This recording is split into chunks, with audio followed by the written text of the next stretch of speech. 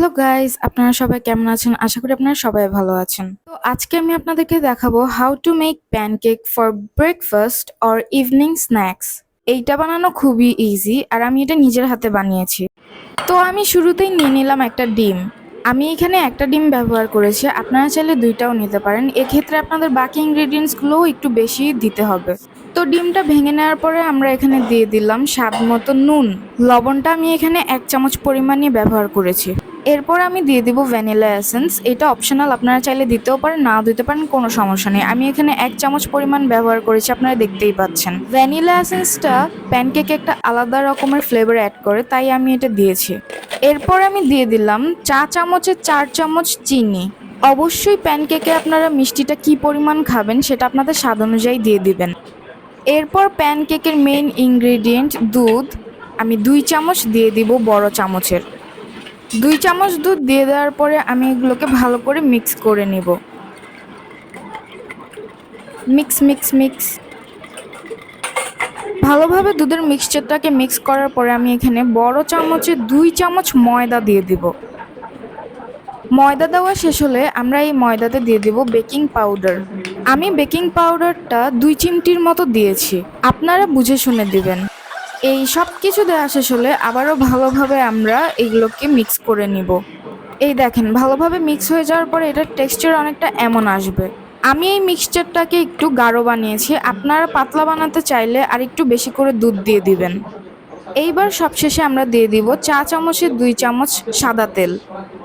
তেলটা দিয়েই আমরা আবার ভালোভাবে এটাকে মিক্স করে নেব শেষবারের জন্য। এরই মাঝে আমরা একটা প্যানকে চুলায় দিয়ে মিডিয়াম আঁচে গরম করে নিব। মোটামুটি গরম হয়ে আসলে এবার আমরা আমাদের প্যানকেক বানানো শুরু করব। এই যে দেখেন, আমি আস্তে করে দিয়ে দিছি আমার একটা প্যানকেক। মিশ্রণটা দিয়ে দেওয়ার পরে একটু ঢেকে দিব। এই যে দেখুন, আমি ঢেকে দিছি। যখন হয়ে আসবে তখন একটা সুন্দর স্মেল বের হবে আর প্যানকেকের উপর একটু ছিদ্র ছিদ্র ভাব হবে। তখনই বুঝে নিতে হবে আপনার প্যানকেকটা এখন এপিট ওপিট করে উল্টে দিতে হবে। এই দেখেন কি সুন্দর ডিপ ব্রাউন কালার আসছে। আমার প্যানকেকের নিচের দিকটাও হয়ে গেছে। এবার আমি প্যানকেকটাকে সুন্দর করে উঠিয়ে একটা প্লেটে নিয়ে নিব। ঠিক এবার এরকম করে যতগুলো প্যানকেক বানানো যায় ততগুলো প্যানকেক বানাবো।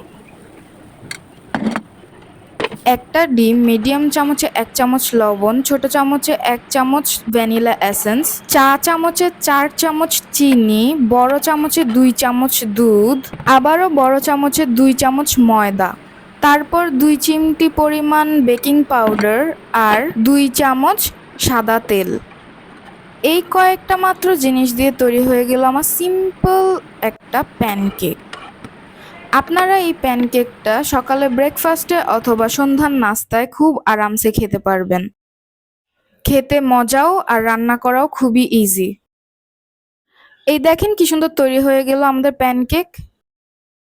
আপনারা চাইলে প্যানকেককে কলার সাথেও খেতে পারেন অথবা মধুর সাথেও খেতে পারেন অথবা কোনো কিছু ছাড়াই এভাবেই খেতে পারেন, কোনো সমস্যা নেই। আমি শুরুতে কলার সাথে একবার খেয়েছি, তারপরে এইভাবে খেয়েছি, আমার কাছে তো খুবই মজা লাগছে। তো আপনারাও একবার বাসায় ট্রাই করবেন এই প্যানকেক। আর যদি ঘরে থাকে ছোট বাচ্চা তাহলে তো কোনো কথাই নেই, বাচ্চাদের সর্বপ্রথম পছন্দ হবে এই প্যানকেক। তো সবাই ভালো থাকবেন, সুস্থ থাকবেন, আজকে এই পর্যন্তই, টাটা।